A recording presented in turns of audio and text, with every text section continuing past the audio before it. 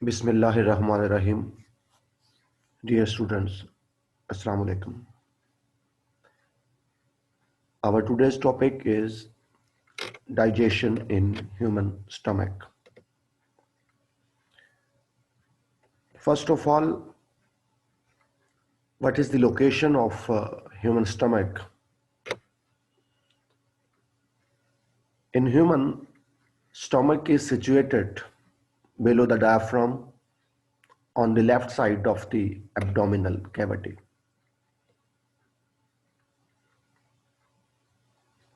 Human being में stomach abdominal cavity की left side पे होता है, just below the diaphragm. Diaphragm क्या है? Diaphragm is a sheet of skeletal muscles that separate thoracic cavity from the abdominal cavity. जो chest वाला हिस्सा है चेस्ट कैविटी है, और जो पेट वाला हिस्सा है एब्डोमिनल कैविटी, उसके दरमियान स्केलेटल मसल की एक शीट है जिसको डायफ्राम बोलते हैं. स्टमक उससे उसके जस्ट बिलो होता है. स्टमक इज इलास्टिक बैग है, इलास्टिक मस्कुलर बैग, लचकदार मसल्स पर मुश्तमिल बैग है, that store food from meal for some time. Stomach का रोल क्या है?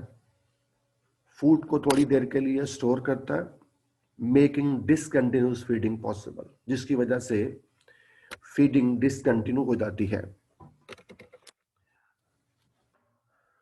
फूड खाना हम बंद कर देते हैं, पेट भर जाता है. इसके अलावा it also partly digest the food.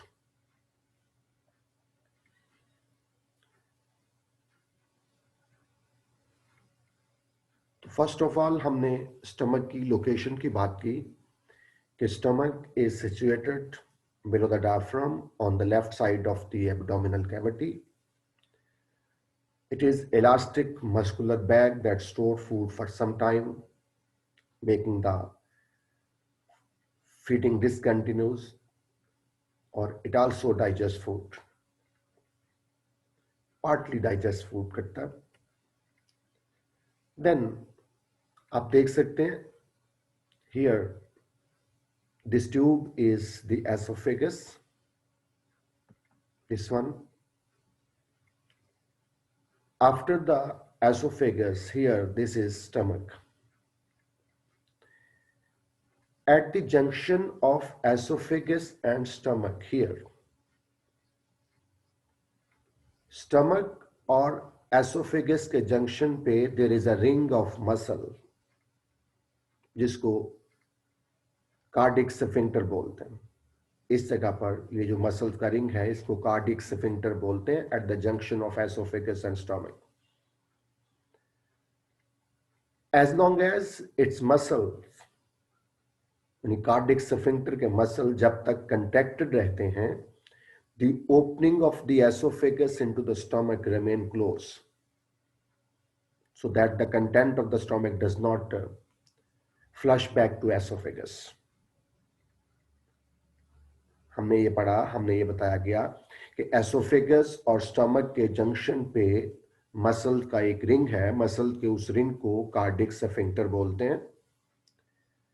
जब तक ये मसल का रिंग कंट्रैक्ट रहेगा, एसोफेगस की ओपनिंग इनटू द स्टमक बंद रहेगी ताकि स्टमक का कंटेंट वापस एसोफेगस में ना जाए. लेकिन when a wave of peristalsis reaches here, जब एसोफेगस से जो फूड मूव कर पेरिस्टाल्सिस के जरिए मूव करती हुई आ रही है, जब वो यहां पहुंचती है तो ये मसल्स रिलैक्स होते हैं. When these muscles relax, the opening of the esophagus into the stomach enter and it allows the bolus to enter the stomach. So what is cardiac sphincter? Ring of muscles present at the junction of esophagus and stomach. हमारी book वाला यूं लिखता है, cardiac sphincter at the junction between esophagus and the stomach there is a special ring of muscles called cardiac sphincter. When the sphincter muscle contract, the entrance to stomach closes and thus prevent the content of the stomach from moving back into the esophagus. Most of the time ये muscle contract ही रहता है, और जब तक वो contract रहता है oesophagus की ओपनिंग स्टमक में बंद रहती है, ताकि स्टमक का जो एसिडिक कंटेंट है, स्टमक के अंदर जो फूड एसिडिक होती है, वो वापस एसोफेगस में ना जाए. इट ओपन्स, तब खुलता है when the wave of peristalsis coming down the esophagus reaches it. The wave of peristalsis यहां पहुंचती है तो तब ये ओपन होता है, उसके मसल्स ओपन हो जाते हैं. जैसे आप देख सकते हैं एसोफेगस है ये वाली, एसोफेगस में ये बोलस, एसोफेगस से इमीडिएटली बिलो मसल कंट्रैक्ट हुए, जिसकी वजह से पैसेज कंस्ट्रिक्ट हो जाता है, सुकड़ता है, और वो बोलस को आगे धकेल देता है. जिस जगह पर बोलस है, जिस जगह पर है वहां मसल्स रिलैक्स है और पीछे वाला हिस्सा कंट्रैक्ट है. अब फिर ये वाला हिस्सा जो है, जो अगले वाला, ये कंट्रैक्ट होगा. जैसे यहां पर ये कंट्रैक्ट हो रहा है तो उस वक्त ये मसल जो है कार्डिक स्फिंक्टर के वो ओपन हो जाते हैं और मसल रिलैक्स हो जाते हैं और ओपनिंग जो है वो बन जाती है, यानी एसोफेगस की एंट्रेंस ओपन हो जाती है इनटू द स्टमक और यूं बोलस स्टमक के अंदर पहुंच जाता है. Then stomach wall. The wall of the stomach are composed of 3 principal layers. Stomach की वॉल में 3 लेयर्स होती हैं. सबसे बाहर वाली लेयर कनेक्टिव टिश्यूज पे मुश्तमिल होती है. इनके बाकायदा नाम है लेकिन हमारे सिलेबस में नहीं है, लेकिन हम इसलिए पढ़ नहीं रहे. स्टमक की 3 walls, an outer most layer that comprises of connective tissue. Middle layer में स्मूथ मसल्स हैं और जो इनर मोस्ट लेयर है उसको म्यूकोसा कहते हैं, उसमें कनेक्टिव टिश्यू और ग्लैंड्स होते हैं. स्टमक की wall consist of 3 layers. Outer layer मुश्तमिल होती है कनेक्टिव टिश्यू पे, मिडिल लेयर में स्मूथ मसल्स और ग्लैंड्स हैं, और इनर मोस्ट लेयर जो है जिसको म्यूकोसा बोलते हैं उसमें कनेक्टिव टिश्यू और ग्लैंड्स होते हैं. मिडिल लेयर में स्मूथ मसल्स हैं, शायद मैंने ग्लैंड्स का लफ्ज बोल दिया, सिर्फ स्मूथ मसल्स हैं, जबकि इनर मोस्ट लेयर में जो म्यूकोसा होती है उसमें कनेक्टिव टिश्यू और ग्लैंड्स हैं. The middle layer of the muscle consist of outer longitudinal and inner circular muscles.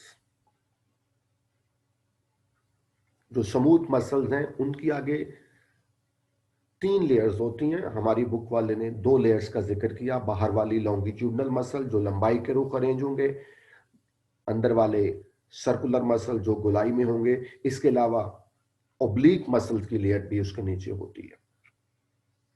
These muscular layers help in the churning and mixing of food with the stomach secretion.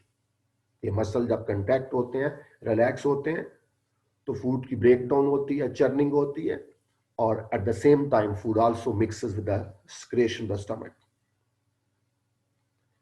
आप देख सकते हैं, this is esophagus.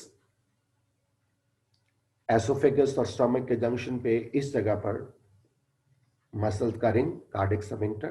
Then this is the body of stomach. Stomach consist of 3 layer. ये बाहर वाली layer यूं ऐसे दिखाई, कनेक्टिव टिश्यूज पे मुश्तमिल, और ये मिडल लेयर. मिडल लेयर में ये लॉन्गिट्यूडनल मसल्स की लेयर, ये सर्कुलर मसल्स की लेयर यूं अरेंज है, सर्कुलर मसल्स, और ये ऑब्लिक मसल्स की लेयर. ये तीनों स्मूथ मसल्स की लेयर है, और सबसे अंदर ये म्यूकोसा है.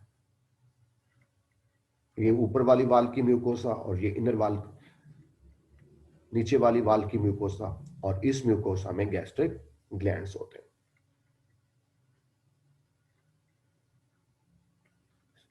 और फिर स्टमक जो है वो अपने दूसरी साइड पे ड्यूडिनम में खुलता है, जो स्मॉल इंटेस्टाइन का पार्ट ड्यूडिनम उसके अंदर ओपन हो जाएगा, और यहां ड्यूडिनम और स्टमक की जंक्शन पे भी मसल का एक रिंग है जिसको पाइलोरेक्स स्फिंक्टर कहते हैं। तो ये इतना हिस्सा सेक्शन काट के दिखाने की कोशिश की ताकि स्टमक की जो 3 लेयर्स हैं वो वाजे हो जाए। इसके बाद हम गैस्ट्रिक ग्लैंड्स की बात करेंगे। जैसे हमने बात की कि the mucosa of the stomach possess numerous tubular gastric glands। Stomach की जो इनर मोस्ट लेयर म्यूकोसा है उसमें ट्यूबुलर ग्लैंड्स होते हैं, उन्हें गैस्ट्रिक ग्लैंड्स बोलते हैं। These gastric glands consist of 3 kind of cells: mucus cells that secrete mucus, number 2 parietal या oxyntic cells that secrete hydrochloric acid, and number 3 zymogen or chief cell which secrete pepsinogen। Mucosa जो inner most stomach की layer है, it contains tubular gastric glands. Gastric gland consist of 3 type of cells: mucus cell जो mucus produce करते हैं, parietal या oxyntic cell जो hydrochloric acid produce करेंगे, और तीसरे नंबर में जाइमोगन या चीफ सेल जो पेप्सिनोजन प्रोड्यूस करेंगे। The secretion of all these cells यानी mucus, hydrochloric acid and pepsinogen, collectively called gastric juice. So what are the 3 components of gastric juice? Mucus secreted by the mucus cells, hydrochloric acid secreted by the parietal cells, and pepsinogen secreted by the zymogen or chief cells. How is secretion of gastric juice regulated? Regulation of gastric juice secretion, an important question from examination point of view. The secretion of gastric juice is regulated by smell, sight and quality of food. Food की smell, food का देखना, food की site, food की quality, ये food gastric juice की secretion को regulate करते हैं। याद रखें, when the food is in the oral cavity, message is conveyed to the brain and then brain gives message to gastric glands to secrete gastric juice before the reach of the food in the stomach. Stomach में पहुंचने से पहले वहां थोड़ा सा gastric juice पहले से मौजूद होता है, और वो गैस्ट्रिक जूस कब प्रोड्यूस होता है? when the food in the oral cavity, food की स्मेल, फूड की साइट जो है वो गैस्ट्रिक ग्लैंड्स को उकसाती है कि गैस्ट्रिक जूस प्रोड्यूस करे, और जो यूं फूड के स्टमक से पहुंचने से पहले ही कुछ गैस्ट्रिक जूस वहां मौजूद होता है। Then when food reaches the stomach, the already present gastric juice start digesting the food.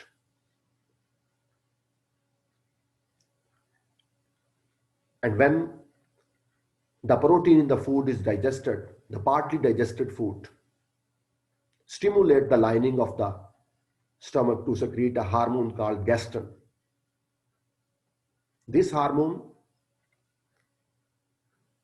via blood goes to the gastric glands and stimulate the gastric gland to secrete more gastric juice. हमारी book वाला इस बात को यूं लिखता है, if more protein is present in the food, it stimulates the production of gastrin hormone from the gastric endocrine lining. ये gastric endocrine lining क्या है? स्टमक की जो इनर लेयर है म्यूकोसा, उसमें एंडोक्राइन सेल्स हैं, हार्मोन प्रोड्यूसिंग सेल्स हैं, वो गैस्ट्रिन हार्मोन प्रोड्यूस करते हैं, which is carried by blood to the gastric glands and stimulate them to produce more gastric juice. वो गैस्ट्रिन हार्मोन ब्लड के जरिए गैस्ट्रिक ग्लैंड तक जाता है और उनको स्टिमुलेट करता है वो गैस्ट्रिक जूस प्रोड्यूस करते हैं। Thus more protein, more gastrin and more gastric juice for digestion. जितनी ज्यादा प्रोटीन होगी उतना गैस्ट्रन हार्मोन ज्यादा प्रोड्यूस होगा और ज्यादा गैस्ट्रिक जूस प्रोड्यूस होगा डाइजेशन के लिए। तो how is the secretion of gastric juice regulated? The secretion of gastric juice is regulated by smell, sight and quality of food.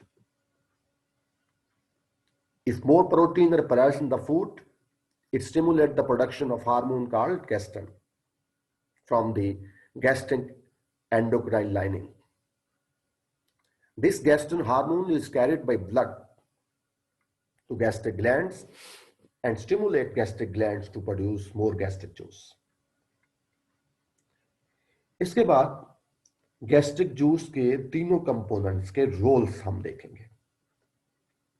Role of gastric juice components. तो first of all gastric juice का जो पहला component है वो mucus, उसका क्या role है? It is a thick secretion that cover the inside of the stomach. Mucus stomach की इनर मोस्ट लेयर जो है, अंदर वाली सरफेस जो लाइनिंग है उसके ऊपर थिक लेयर बना देता है एंड प्रिवेंट द अंडरलाइंग वाल फ्रॉम बीइंग डाइजेस्टेड। क्योंकि जो गैस्ट्रिक जूस के कंपोनेंट हाइड्रोक्लोरिक एसिड और पेप्सिनोजन एंजाइम्स हैं, उनका काम प्रोटीन को डाइजेस्ट करना है और स्टमक की अपनी वाल पीस प्रोटीन की बनी होती है, तो इसलिए वो स्टमक की वाल को भी डाइजेस्ट कर सकते हैं। तो कुदरत ने स्टमक की वाल को अपनी ही सेक्रेशन की डाइजेशन से बचाने के लिए इंतजाम क्या रखा है, म्यूकस की लेयर बन जाती है इनर मोस्ट लेयर पे और वो म्यूकस की लेयर प्रिवेंट द स्टमक वाल फ्रॉम डाइजेशन। देन दूसरा component hydrochloric acid. Hydrochloric acid is secreted in the concentrated form. अच्छा खासा कंसंट्रेटेड होता है। ये हाइड्रोक्लोरिक एसिड क्या करता है? It adjust the pH the stomach between 2 और 3। स्टमक की पीएच को 2-3 रखता है, एसिडिक रखता है, ताकि क्योंकि एसिडिक पीएच जो है ये नेसेसरी है for the action of enzyme pepsin. Pepsinogen जो इनएक्टिव फॉर्म है एंजाइम की, वो एक्टिव फॉर्म पेप्सिन में उसी सूरत में कन्वर्ट होगी जब उसको पीएच 2-3 के करीब मिलेगी। तो hydrochloric acid provide acidic medium for the activation of pepsinogen to pepsin. इसके अलावा it also soften the food. Hydrochloric acid food को सॉफ्ट करता है और माइक्रो ऑर्गेनिज्म जो फूड के अंदर थोड़े बहुत मौजूद हों उनको किल करने की कोशिश करता है। इसके अलावा हाइड्रोक्लोरिक एसिड जो प्रोटीन के अंदर जो प्रोटीन फूड के अंदर सॉल्युबल प्रोटीन्स हैं उनको इनसॉल्युबल प्रोटीन्स में कन्वर्ट करता है, क्योंकि पेप्सिन जो है वो सॉल्युबल प्रोटीन पे एक्ट नहीं करता। पेप्सिन सिर्फ इनसॉल्युबल प्रोटीन पे एक्ट करता है। जो फूड के अंदर सॉल्युबल प्रोटीन्स होती हैं उनको इनसॉल्युबल प्रोटीन में HCl कन्वर्ट करता है, उसको प्रेसिपिटेट कर देता है। यही का जो इन्फेंट्स होते हैं, शीरखार बच्चे, दूध पीने वाले बच्चे जो होते हैं, उनके दूध में बहुत सारी सॉल्युबल प्रोटीन्स होती हैं। तो वहां जो है वो एक और प्रोटीन होती है रेनन, एक और एंजाइम होती है रेनन, जो उनकी सॉल्युबल प्रोटीन को इनसॉल्युबल प्रोटीन में कन्वर्ट करती है, उनको उनके मिल्क को कर्डल में चेंज कर देती है ताकि पेप्सिनोजन उसके ऊपर एक्ट कर सके। इस चीज का जिक्र हमारी बुक वाले ने नहीं किया।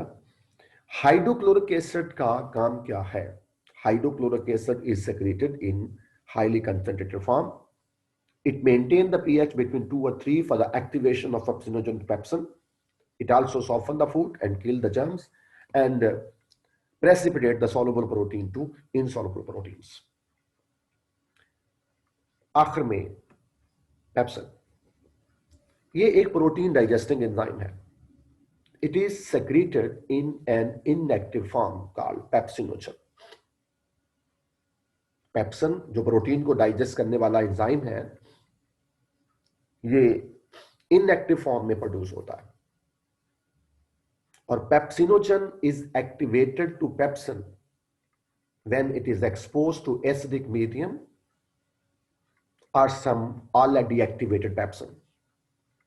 पेप्सिनोजन को जब हाइड्रोक्लोरिक एसिड टच करता है, जब उसको एसिडिक मीडियम मिलता है, या पेप्सिनोजन ऑलरेडी एक्टिवेटेड पेप्सिन के साथ मिलती है, तो वो एक्टिवेट हो जाती है. तो pepsin, which is a protein digesting enzyme, is secreted in inactive form, pepsinogen, or pepsinogen is activated to pepsin when it is exposed to acidic medium or already activated pepsin. और pepsin का काम क्या है?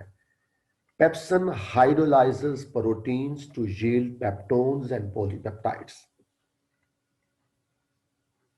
Pepsin protein के छोटे pieces peptones और polypeptides में convert करता है.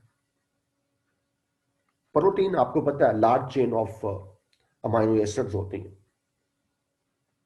तो पेप्सिन उस लार्ज चेन ऑफ प्रोटीन को स्मॉलर चेन ऑफ प्रोटीन में कन्वर्ट करता है. वो जो छोटी छोटी चेन होती हैं उनको पेप्टोन्स या पॉलीपेप्टाइड्स बोलते हैं.